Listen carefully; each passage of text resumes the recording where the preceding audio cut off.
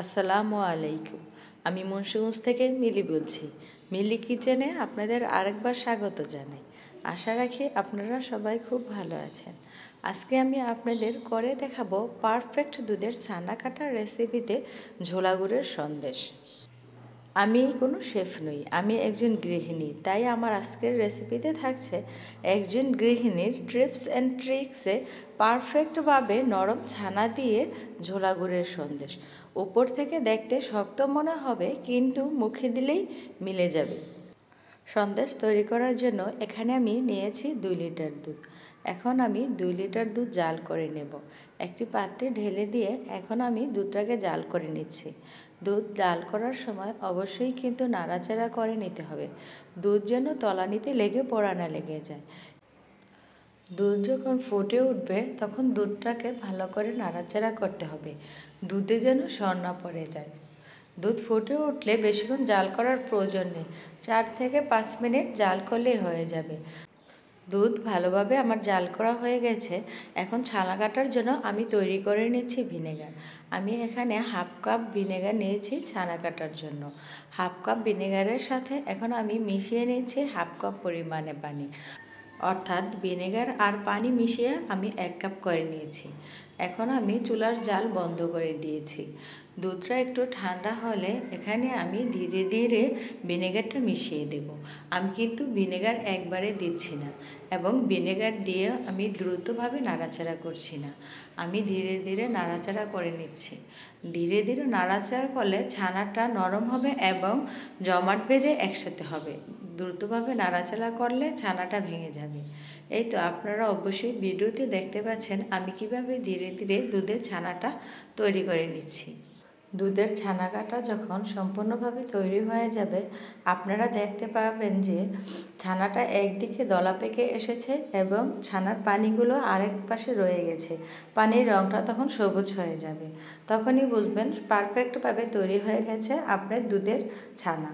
এখন গরম অবস্থা থাকতে সাথে সাথে কিন্তু দুধের ছানাটা ছেঁকে নিতে হবে। এখন আমি দুধের ছানাটা ছেঁকে নিচ্ছি।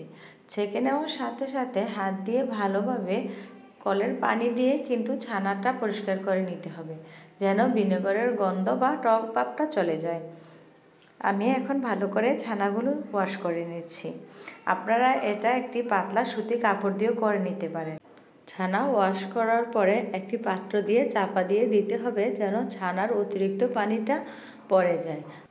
সন্দেশ তৈরি করার জন্য এখন আমি একটি পাত্রে ঝোলা গুড় নিয়ে নিচ্ছি। আমি এখানে পরিমাণ মতন ঝোলা গুড় নিয়ে নিচ্ছি। এই ঝোলা গুড়টা কিন্তু আমি যশোর থেকে এনেছি। এই ঝোলা গুড় থেকে কিন্তু খুব সুন্দর একটি সুঘ্রাণ পাওয়া যায়। আমার এই ঝোলা গুড়টা আমি রুটির সাথে, চিতই পিঠার সাথে খেয়ে থাকি, খুবই মজার এবং সুস্বাদু হয়ে থাকে। এখানে আমি 1/3 কাপ পরিমাণে ঝোলা গুড় নিয়ে নিচ্ছি। আমার ছানাগুলো পানি জড়ানো হয়ে গেছে। এখন আমি একটি পাত্রে ছানাটা নিয়ে নিচ্ছি। ছানাটা আমি 2টি ভাগ করে নিচ্ছি। এখন আমি ভালো করে হাতের তালু দিয়ে ভালো করে ছানাটা ম্যাশ করে নিচ্ছি। আমি অর্ধেকটা ছানা হাতের তালু দিয়ে ভালো করে ম্যাশ করে মিহি করে নেব। বাকি অর্ধেকটা ছানা আমি ম্যাশ করে নেব, কিন্তু হালকা একটু দানা দানা ভাব রেখে দেব। ছানা ম্যাশ করা আমার হয়ে গেছে। এখন আমি সন্দেশ বানানোর জন্য চুলাতে একটি প্যান বসিয়ে দিয়েছি। এখানে আমি দিয়ে দিচ্ছি 1/3 কাপ পরিমাণ ঝোলা গুড়। ঝোলা গুড়টা এখন আমি জাল করে নিচ্ছি। ঝোলা গুড়টা জাল করার জন্য এখানে আমি দিয়ে দিচ্ছি সামান্য পরিমাণে পানি, যেন ঝোলা গুড়টা পুড়ে না যায়। ঝোলা গুড়টা আমি একটু হালকা জাল করে নিচ্ছি।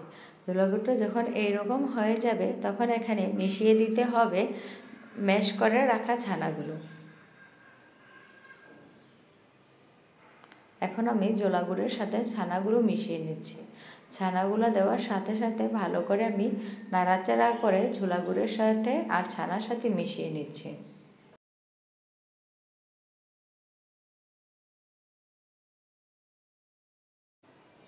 ছানা আর ঝোলা গুড় ভালো করে মিশানোর সময় বারবার নাড়াচাড়া করে নিতে হবে, ছানা যেন তলানিতে লেগে না যায়। তলানিতে লেগে গেলে কিন্তু ছানার আসল স্বাদটা পাওয়া যাবে না, ছানা থেকে পোড়া পোড়া একটি ভাব আসবে। তাই বারবার ছানা এবং ঝোলা গুড় একসাথে ভালো করে নাড়াচাড়া করে মিশিয়ে নিতে হবে। ঠিক আমি যেভাবে ছানা ঝোলা গুড় একসাথে নাড়াচাড়া করে মিশিয়ে নিচ্ছি। ছানাটা যখন ঝোলা গুড়ের সাথে মিশিয়ে লালচে কালার হয়ে যাবে এবং ছানাটা আর ঝোলা গুড়টা মাখো মাখো হয়ে যাবে, তখন ছানাটাকে চুলা থেকে নামিয়ে নিতে হবে। এখন আমি ছানাটা একটি পাত্রে ঢেলে নিচ্ছি এবং গরম অবস্থায় থাকতেই আমি হাত দিয়ে নিজের ইচ্ছে মতো সন্দেশের শেপ দিয়ে নিচ্ছি। আপনারা আপনাদের পছন্দ অনুযায়ী সন্দেশের শেপ করে নিতে পারেন।